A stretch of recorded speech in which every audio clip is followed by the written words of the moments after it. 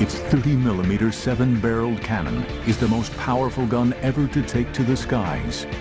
It carries enough weaponry to disable 16 battle tanks. The A-10 is a legend among the soldiers it protects on the ground. So take a flight over the battlefield with the A-10 Tank Buster, now on Modern Marvels.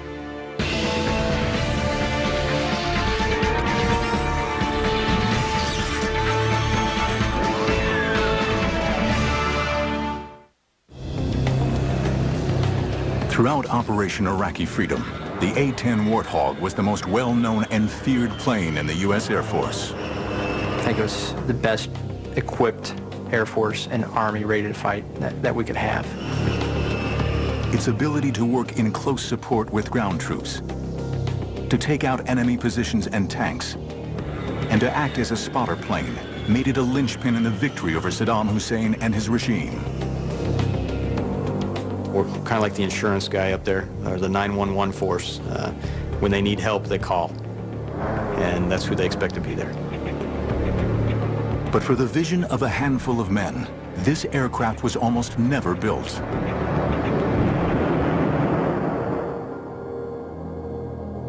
In World War I, aircraft were used as a way of supporting the troops on the ground. In facing down resistance, the planes were called in to either bomb or wipe out the enemy. Close support in cases of mobile warfare, of moving fronts, of fast-moving combat, whether it was retreat or advance, close support was overwhelmingly important. In those situations of battlefield chaos, where it's very hard to get good artillery support, suddenly airplanes become overwhelmingly important and overwhelmingly effective. During the Second World War, fighter bombers such as the Typhoon, the Tempest, the Mustang, and the Thunderbolt I were used in close air support roles very effectively. But one single aircraft was feared as the ultimate close air support machine. The German Junkers 87 dive bomber, nicknamed the Stuka and fitted with a screaming siren. It demonstrated the most effective use of close air support ever seen.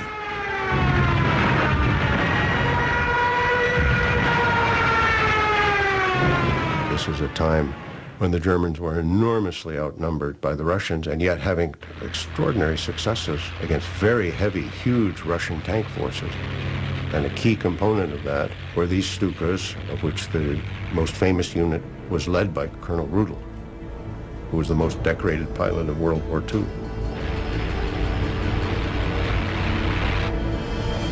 Colonel Hans Ulrich Rudel's unit wreaked havoc on the Russian front, with Rudel himself destroying 511 Russian tanks. But with the defeat of Germany in 1945, the success of close air support was largely overlooked. On September 18, 1947, the United States Air Force was born. Its main focus, to deliver nuclear weapons. Close air support was not a priority.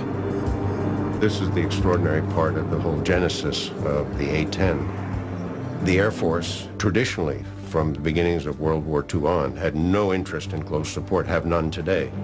They don't like working for the Army, that they prefer running their own war, totally independent of everybody else. A very natural bureaucratic reaction.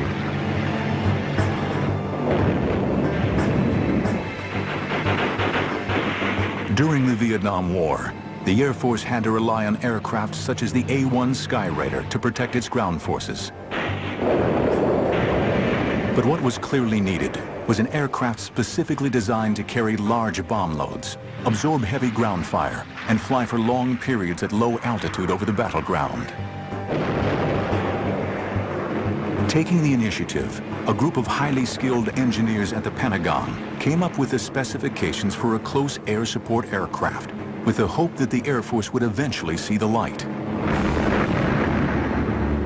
We designed the airplane based on the close support done by these A-1 pilots. We used the experience of the Germans on the Russian front with Stukas, and we actually interviewed Colonel Rudel, who was still alive at the time.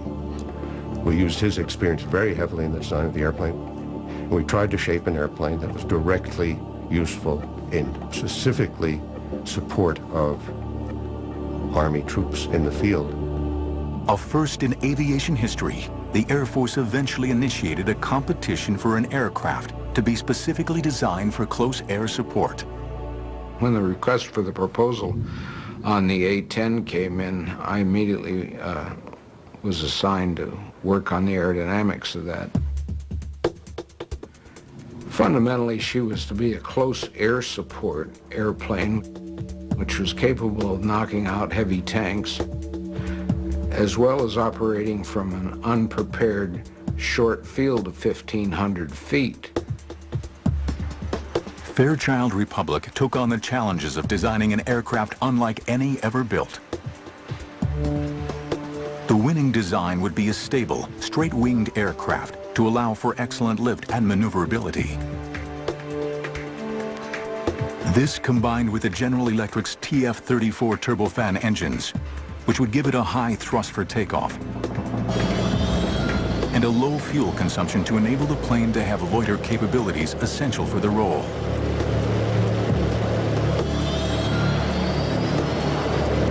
With unbeatable durability and an easy-to-repair maintenance program, these were the ideal engines designed to fly in a hostile battle zone.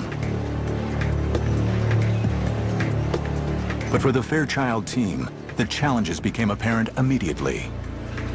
The typical way to build a jet airplane, and the reason that all jet fighters are impossible to use in this close support mission, because they all have fuel wrapped around the engine. Once you have fuel wrapped around an engine, a .22 rifle will kill you. One of our very first design rules was the fuel had to be someplace other than the engine. Not only was the fuel safely stored in the fuselage away from the engines, the fuel tanks also had unique built-in fire suppression capabilities.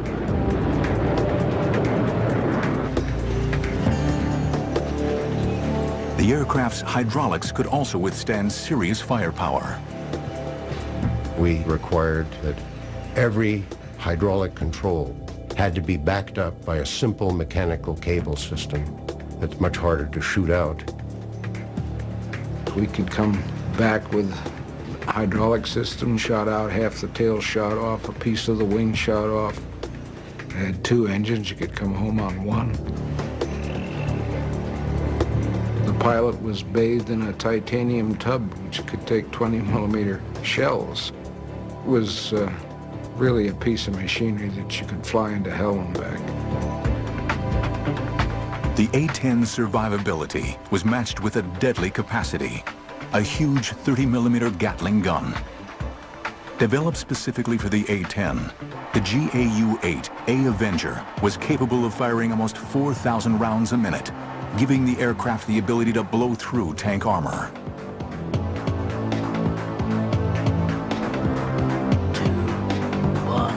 Fire.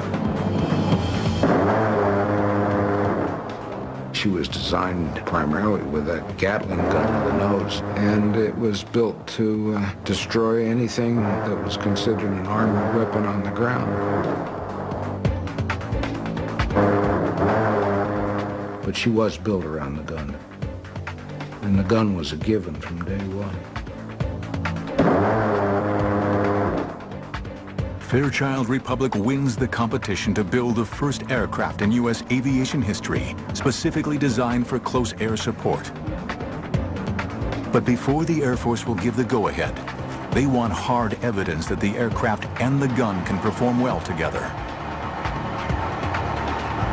The need would spark a series of simulation tests unlike any ever produced. Little did its designers realize, these tests would change the future of aviation history. The A-10 has a false canopy painted on the bottom side of its fuselage.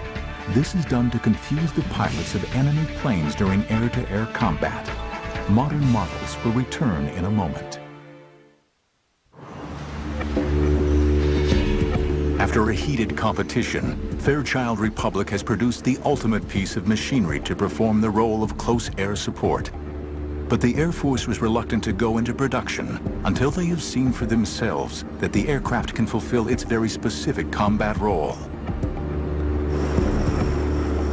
In a series of amazing tests, the A-10 and its remarkable gun are put through their paces in an effort to create a full-on Cold War battle scenario. We had secretly assembled what we proudly boasted at the time was like the third or fourth largest tank army in the world. Over 300 Soviet tanks from all over the world, off junk heaps and whatever, out in the desert outside Las Vegas. So we ran a program with A-10s, with a gun installed, and with the current ammunition as it was going into production. She had a very strange sound to those engines, very characteristic, and to this day, every time I hear it, I look up, because I know it's my bird. We knew what she'd do, and she didn't disappoint us.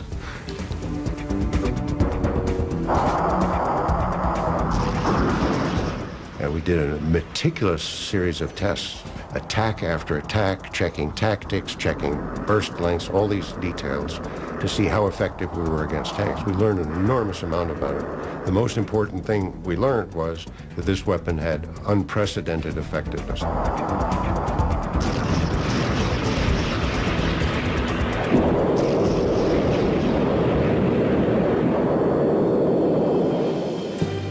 During the Cold War, the threat of Soviet tanks advancing on Western Europe was at times a very real possibility.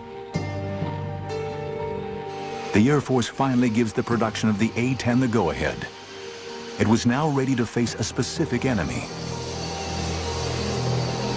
With its highly accurate weapons delivery platform, it was the ideal machine to defend against Soviet armored supremacy.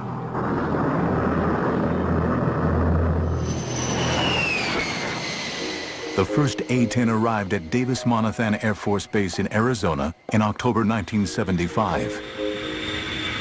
Immediately christened the Warthog, the A-10 was admired for its simplicity and ruggedness rather than its good looks.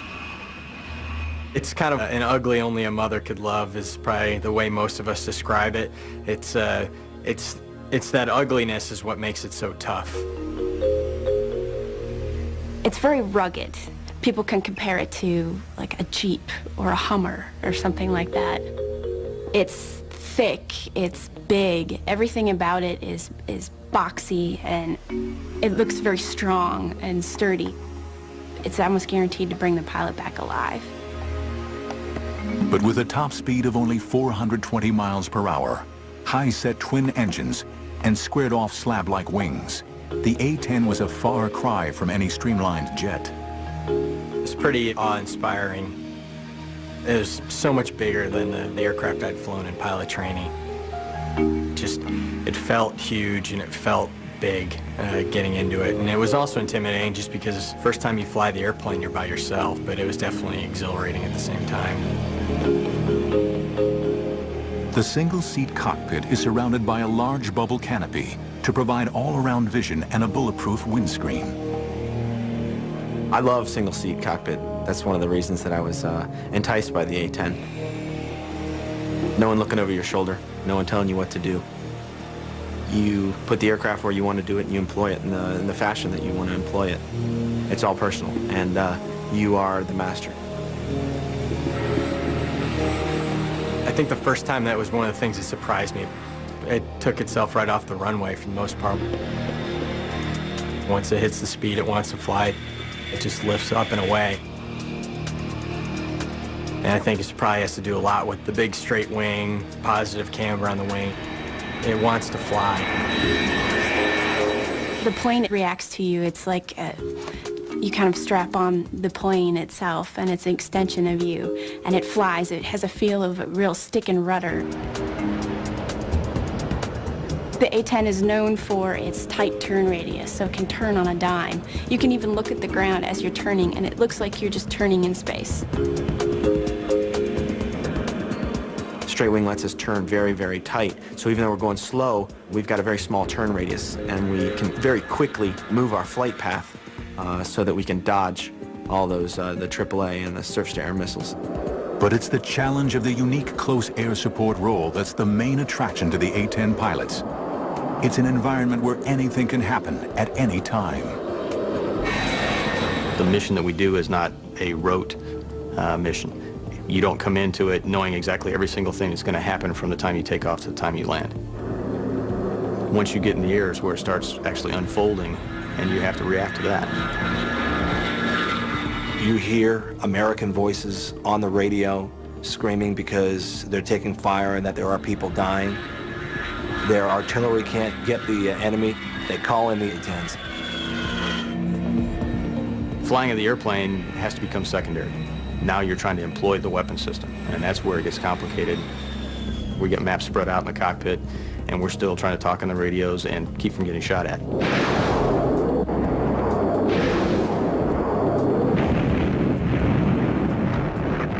You know, we consider ourselves the last gunfighter that's really out there, because when you go into battle and it's a close-in cast fight, the #1 weapon of choice of an A-10 pilot is going to be their gun. The weapons delivery system incorporates a heads-up display, or HUD, that provides the pilot with the references for flight control and weapons employment. It's incredibly accurate for a gun system, and probably one of the most flexible weapon systems in the world. It's just point and shoot, just like you'd imagine a revolver in your hand. You point it where you want to shoot it, you pull the trigger, and that's where the bullets are going to go. When you roll in and you pull the trigger for the first time, you get excited and the adrenaline starts pumping through, and I had the biggest smile on my face. What a feeling shooting the gun. I mean, the whole airplane shakes. The first time I fired the gun, you know, I had to come off the trigger because it scared me, because I couldn't believe something like that could come out of the front of the airplane, all the flames, the smoke. This 30mm bullet is the size of my forearm, and that smell of gunpowder, you get that in the cockpit after you fire the gun, and it's just incredible. You get a little bit of a high from it, I think, sometimes. It smells like victory. But it would be some time before the pilots would use their guns in anger. With the ending of the Cold War, the tank fleets of the Warsaw Pact no longer seemed like a threat. And the U.S. Air Force plans to withdraw the A-10 fleet from service by the 1990s. But with a serious situation brewing in the Middle East, all that is about to change. The Warthog was about to play a key role in bringing down one of the most destructive individuals in history. Fuel for the A-10 is held in a self-sealing compartment that's protected by internal and external foam. This holding cell will automatically repair itself if hit by a bullet of up to 23mm in size. Modern marvels will return in a moment. In September 1980, Iraq invades Iran, beginning one of the longest and most destructive wars of the 20th century.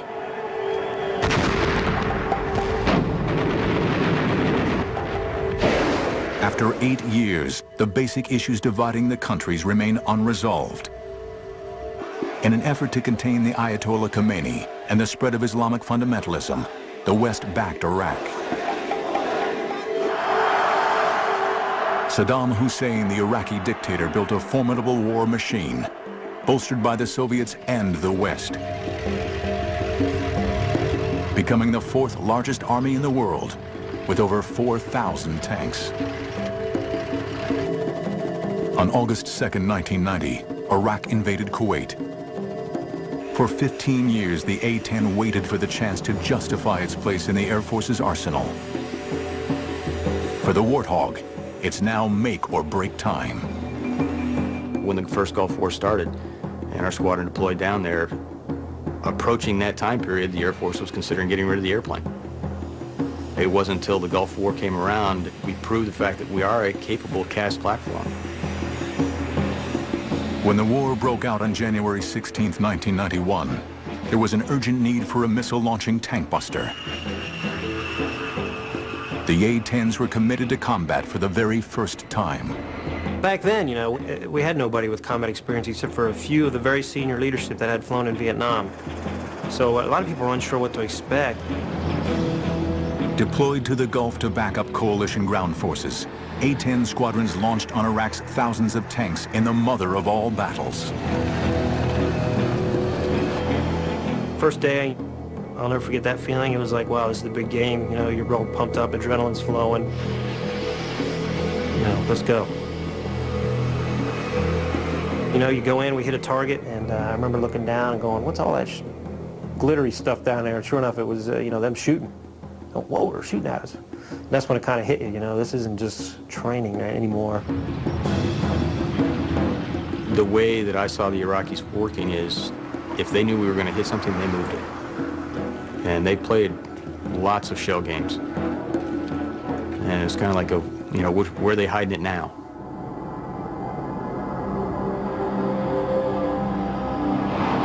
By February, the coalition air forces appear to be dominating the skies, and the A-10 is seemingly invincible.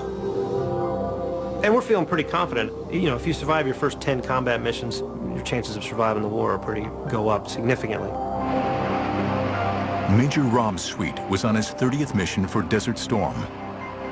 On February 15th, he was the wingman in a 2-ship mission launched deep into Iraqi airspace. It was a little far into Bad Guy land for an A-10. It was about 100 miles past the border where good guys were.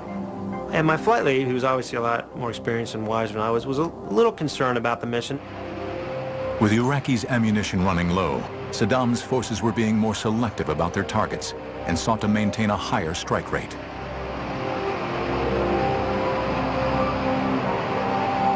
So we said, all right, well, we won't hang out as much at the target. We'll take 2-3 passes and then we'll leave, go somewhere else.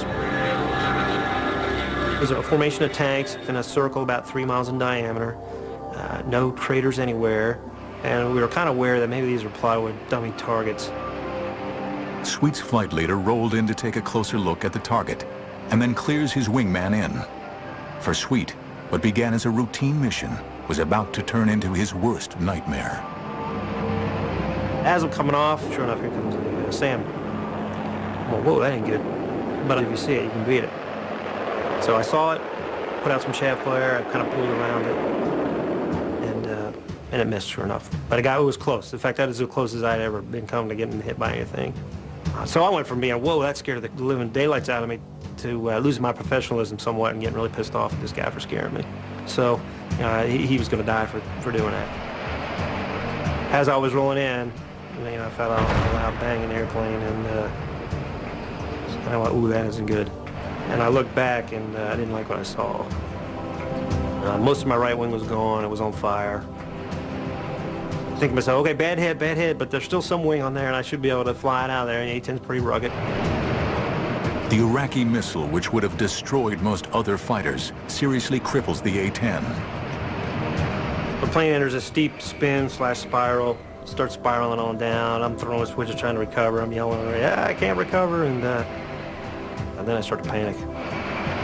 And I remember just seeing a desert coming up like this. Time to get out. The Aces II ejection seat is a fully automatic catapult rocket system. Once ejected, the parachute automatically deploys. I'm coming down on my parachute, and I see my A-10 hit the ground. And that was kind of disturbing.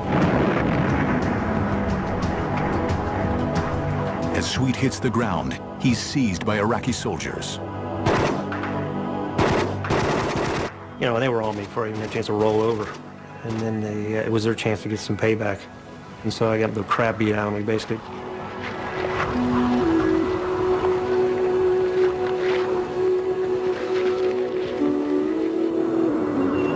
He's taken away to a command bunker and interrogated. I thought I was going to get shot at any moment, you know. It took me about 3 days to figure out, hey, they weren't going to just arbitrarily execute me. It was worth something to them, propaganda or intelligence or something. In March, Major Rob Sweet is eventually released as part of the prisoner release program. This is what I found out what happened to my flight lead. After I had been shot down, my flight lead had been shot down. And it turns out he never got out. Lucky to be alive, he spent 4 months recovering from his ordeal. If I would have been flying any other fighter when I was hit by the SAM, and it was a bad hit, I'd be dead right now. But despite this, the aircraft proves more versatile and better able to survive over enemy territory than anyone expects. During the 40-day conflict, the A-10 force destroys 987 tanks, 926 artillery pieces, 1,355 combat vehicles, 10 fighters on the ground, and 2 helicopters shot in air-to-air engagements. The A-10 earned a new nickname, the Tank Buster.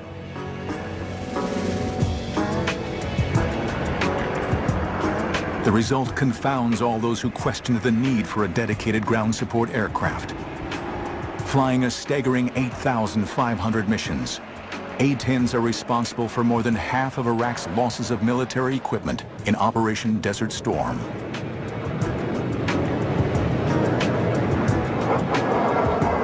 Tragically, this remarkable record is marred by a number of incidents in which coalition forces are mistakenly attacked by A-10s.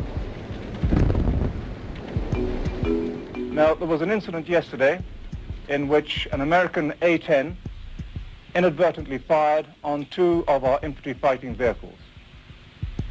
The aircraft was one of several which had been called into deal with an enemy position, and the incident itself is, of course, under investigation. 9 British soldiers were killed. The Air Force was adamant that it could eliminate attacks from friendly fire. What nobody knows is that the next challenge for the A-10 will be in an entirely new and forbidding battlefield, Afghanistan. 721 A-10 aircraft were built since 1975. 367 are in active service today. Modern marvels will return in a moment.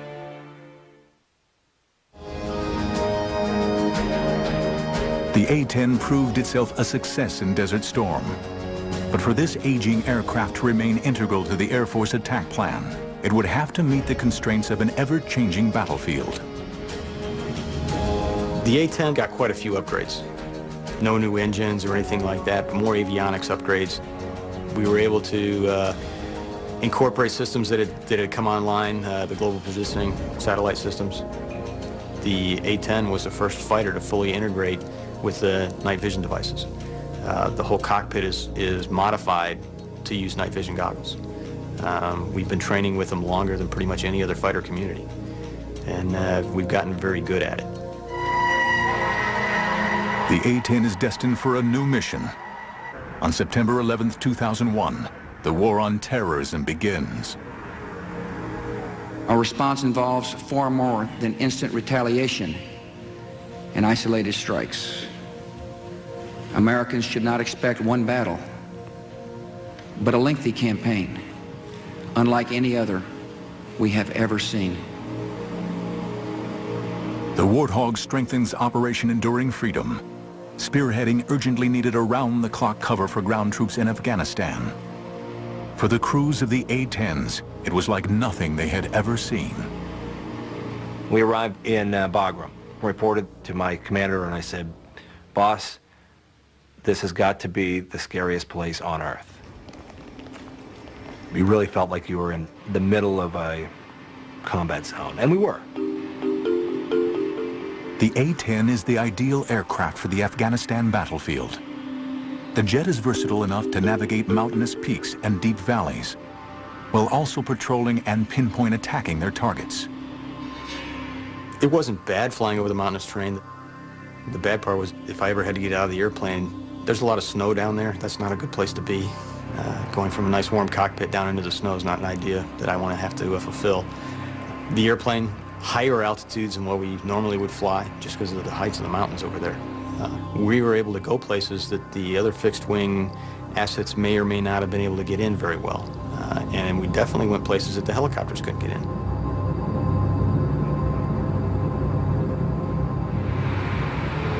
Around the clock, the Warthogs support regular and special forces soldiers while combing the mountains of Afghanistan for enemy rocket launch sites and mortar posts.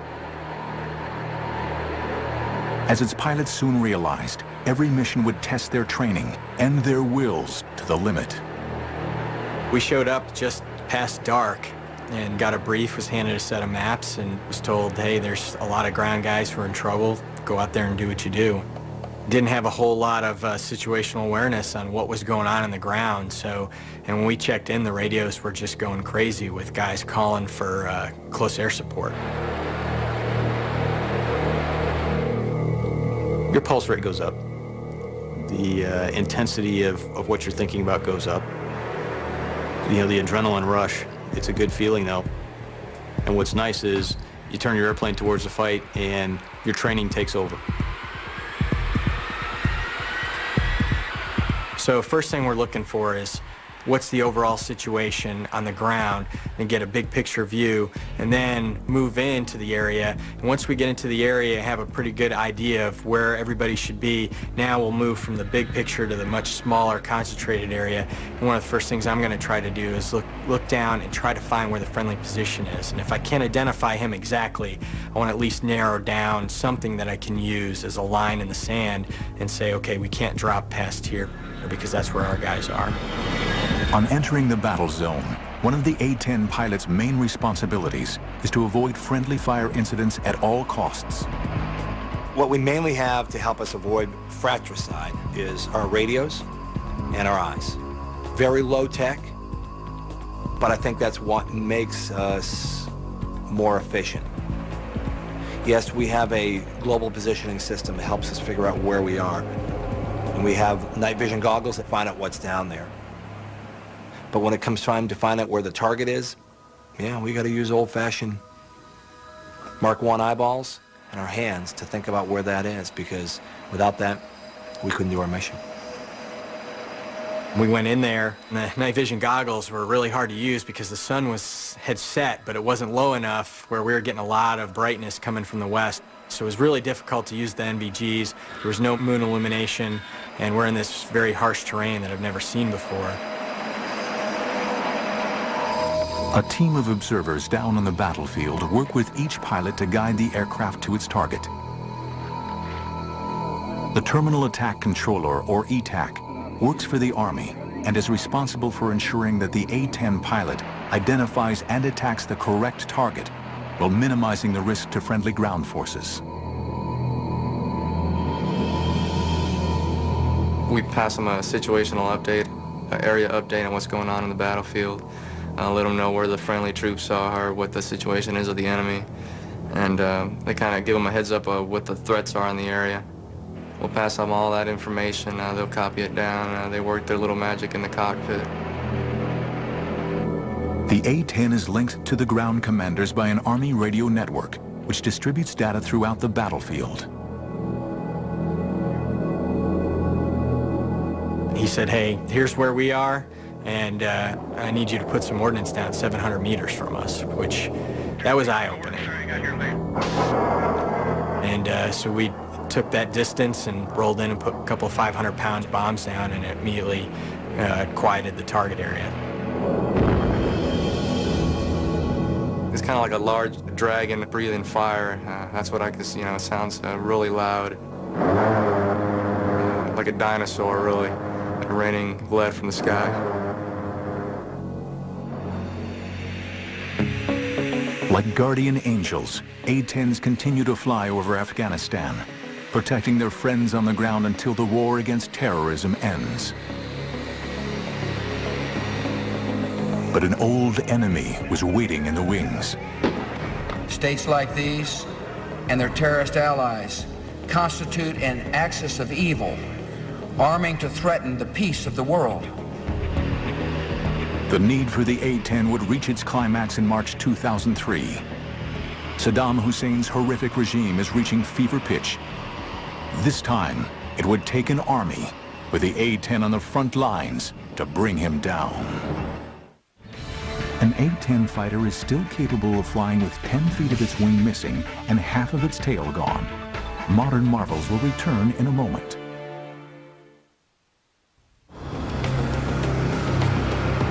March 2003. Saddam Hussein's forces are about to come head-to-head with the A-10 tank buster as it once again prepares to fly over the battlefields of Iraq. The coalition forces mean to end the regime of Saddam Hussein for good.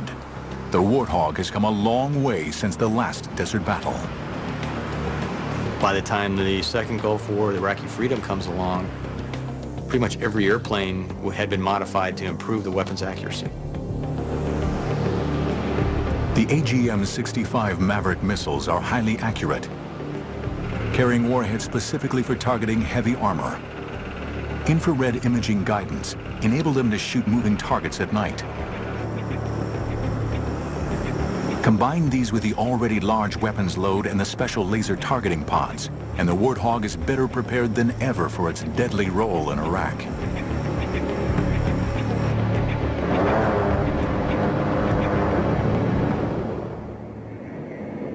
Flying from the seized Talil Air Base in southern Iraq, A-10s fly numerous missions as coalition forces launch one of the greatest military assaults since World War II.